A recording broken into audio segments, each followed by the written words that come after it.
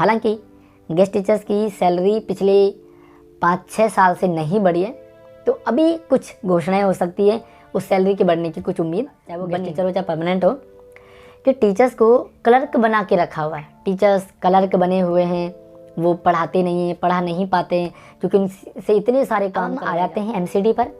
और आप लोगों का कहना होगा कि एमसीडी में तो गेस्ट टीचर आते ही नहीं है, तो अगर एमसीडी में चाहे कोई भी जीते, गेस्ट टीचर्स का तो सेम ही रहेगा। ऐसा नहीं है, देखिए फ़र्क बहुत पड़ता है। अगर एमसीडी में आम आदमी पार्टी जीतती है, दिल्ली में एमसीडी के चुनाव की डेट डिक्लेयर हो चुकी है।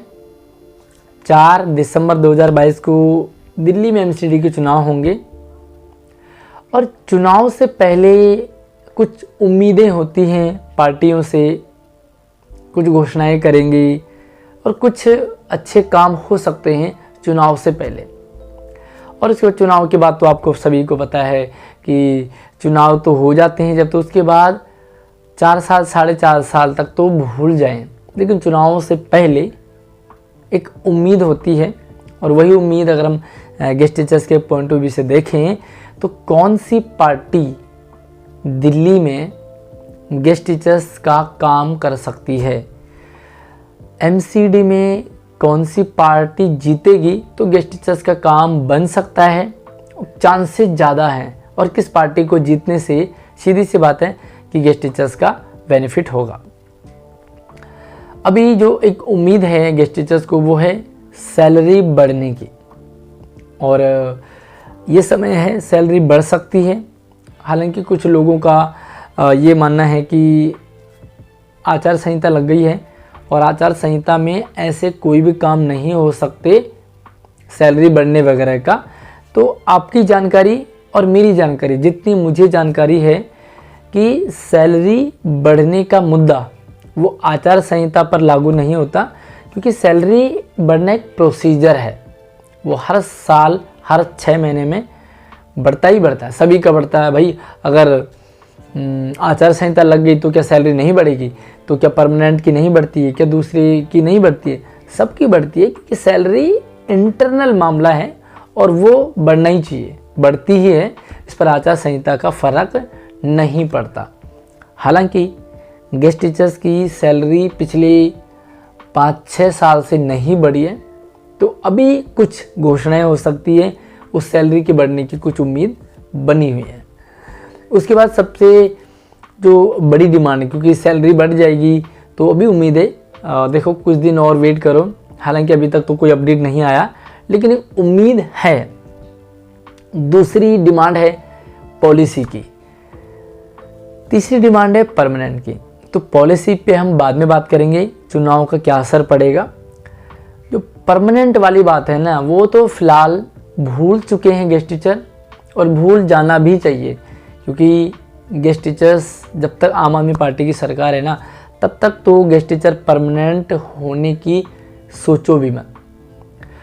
हालांकि दिल्ली की सत्ता में आने से पहले आम आदमी पार्टी के संयोजक श्री अरविंद केजरीवाल जी ने एक वादा किया था कि हम सत्ता में आएंगे तो सबसे पहला काम गेस्ट टीचर्स को रेगुलर करेंगे, परमानेंट करेंगे। लेकिन आप देख पा रहे हो कि अभी तक ऐसा कोई भी कार्रवाई नहीं हुई है गेस्ट टीचर्स के परमानेंट होने पर। तो उनका जो पहला एजेंडा है, क्योंकि काफ़ी वीडियोज़ में मैंने देखा कि जो अरविंद केजरीवाल जी वो कहते हैं कि जो हम जो कहते हैं वो करते हैं, लेकिन ऐसा नहीं है। क्योंकि गेस्ट टीचर से उन्होंने वादा किया था कि मैं आपको परमानेंट करूंगा, लेकिन आज एक भी गेस्ट टीचर परमानेंट नहीं हुआ है, जबकि गेस्ट टीचर्स को 8-8, 10-10, 12-12 साल काम करते हुए हो गए। दूसरा और बड़ा वादा उन्होंने सभी टीचर्स से किया था, चाहे वो गेस्ट टीचर हो चाहे परमानेंट हो, कि टीचर्स को क्लर्क बना के रखा हुआ है। टीचर्स क्लर्क बने हुए हैं, वो पढ़ाते नहीं हैं, पढ़ा नहीं पाते हैं, क्योंकि उनसे इतने सारे काम करवाए जाते हैं। तो अगर मैं आज चुनाव के इतने साल बाद की बात करूं, तो आज भी टीचर, गेस्ट टीचर नहीं कहूँगा, टीचर क्लर्क बना हुआ है, वो चाहे गेस्ट हो चाहे परमानेंट हो। आज बल्कि मैं यूँ कहूँगा कि आज और भी ज़्यादा क्लर्क बन चुका है। तो दूसरा वाला वादा भी फेल हो गया है अरविंद केजरीवाल जी का, आम आदमी पार्टी का। दूसरी हम बात करते हैं कि जो एमसीडी के चुनाव हैं, अगर उसमें किस पार्टी को जीतना चाहिए गेस्ट टीचर्स के पॉइंट ऑफ व्यू से। फिलहाल परमानेंट वाला वादा तो भूल गए, लेकिन एटलीस्ट पॉलिसी तो बने। अब ये पॉलिसी कौन बना सकता है और किसके पास दम है और किसकी इच्छा है। अगर हम बात करें कि गेस्ट टीचर्स ने कांग्रेस के राज भी देख लिया, क्योंकि स्टार्टिंग कांग्रेस से ही हुई थी और गेस्ट टीचर कांग्रेस ने ही लगाए थे। तो कांग्रेस की सरकार में भी गेस्ट टीचर्स ने आई थिंक 2-3 साल काम किया है। तो उन 2-3 सालों में कांग्रेस ने गेस्ट टीचर्स के लिए कोई भी पॉलिसी या कुछ भी ऐसा काम नहीं किया। दूसरी अगर हम बात करें तो आम आदमी पार्टी की, तो आम आदमी पार्टी के आने के बाद आज लगभग 8-10 साल हो ही गए राज को, तो आज भी आम आदमी पार्टी की सरकार में भी गेस्ट टीचर की पॉलिसी नहीं बनी है।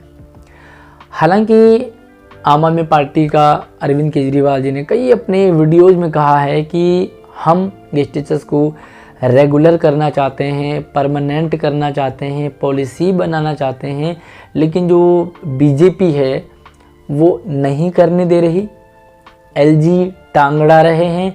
मतलब सिंपल सी बात है कि आम आदमी पार्टी की सरकार में गेस्ट टीचर्स की पॉलिसी भी नहीं बन सकती, चाहे हम यूँ कहें कि आम आदमी पार्टी करना तो चाह रही है।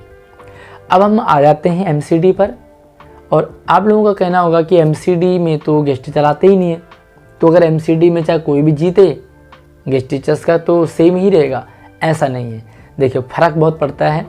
अगर एमसीडी में आम आदमी पार्टी जीतती है तो अब तो ये मान के चलो कि कोई भी काम होने से रहा, क्योंकि अब तो पूर्ण बहुमत में है और ऐसा लगता है कि एक चीज़ हम जीत गए और दूसरी चीज़ भी जीत गए, तो अब हमें ये लगता है कि अब हमें कोई हरा नहीं सकता। अगर फिर से कांग्रेस आती है एमसीडी में, तो एमसीडी का चुनाव जीतने का मतलब है कि दिल्ली सरकार में जो चुनाव होने वाले हैं आगे होंगे, उन पर कहीं ना कहीं कुछ हद तक मतलब एक कमांड बनाना। मान लीजिए बीजेपी जीत जाती है, क्योंकि आम आदमी पार्टी भी नहीं कर रही है, नहीं कर पा रही है, और कांग्रेस ने भी नहीं किया, तो अब ऑप्शन क्या है बीजेपी। मान लीजिए अगर बीजेपी एमसीडी का चुनाव जीत जाती है तो एक फ्लो बन जाता है कि भाई एमसीडी में तो हम जीत गए, तो अब अगर पूर्ण बहुमत और अच्छी सीटों से जीती है तो उसका असर पड़ेगा दिल्ली सरकार पे, और नेक्स्ट टाइम जब चुनाव होंगे तो उसमें बीजेपी के जीतने की उम्मीद, जो बीजेपी जीतती है तो बीजेपी के जीतने से गेस्ट टीचर्स की जो उम्मीदें हैं वो भी जीतेंगी और वो भी जगेंगी। हालांकि एक बात आपको समझ लेना चाहिए कि सारी पार्टियां एक जैसी होती हैं, सारे नेता एक जैसे होते हैं, लेकिन फिर भी एक उम्मीद रखना, एक आस रखना भी ज़रूरी होता है, क्योंकि उम्मीदों पे ही दुनिया चल रही है।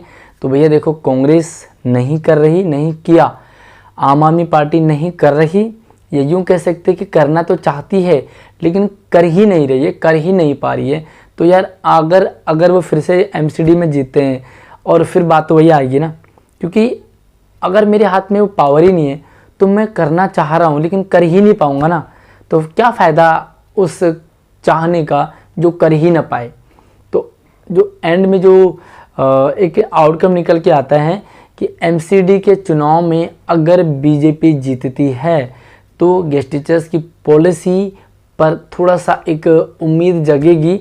बाकी अदर स्टेट में आप देख पा रहे होंगे कि जहाँ जहाँ बीजेपी की सरकार है, ज़रूरी नहीं है कि वहाँ पॉलिसी बनी है, परमानेंट बनी हुए हैं, लेकिन कुछ हद तक कुछ राज्यों ने कर भी दिया है। बाकी आपका क्या ओपिनियन है आप ज़रूर कमेंट सेक्शन में रखें, और इस वीडियो को लाइक और शेयर ज़रूर करें ताकि ये सभी गेस्ट टीचर्स तक पहुँचे कि आखिर किस पार्टी के लिए उन्हें अपने वोट देना चाहिए।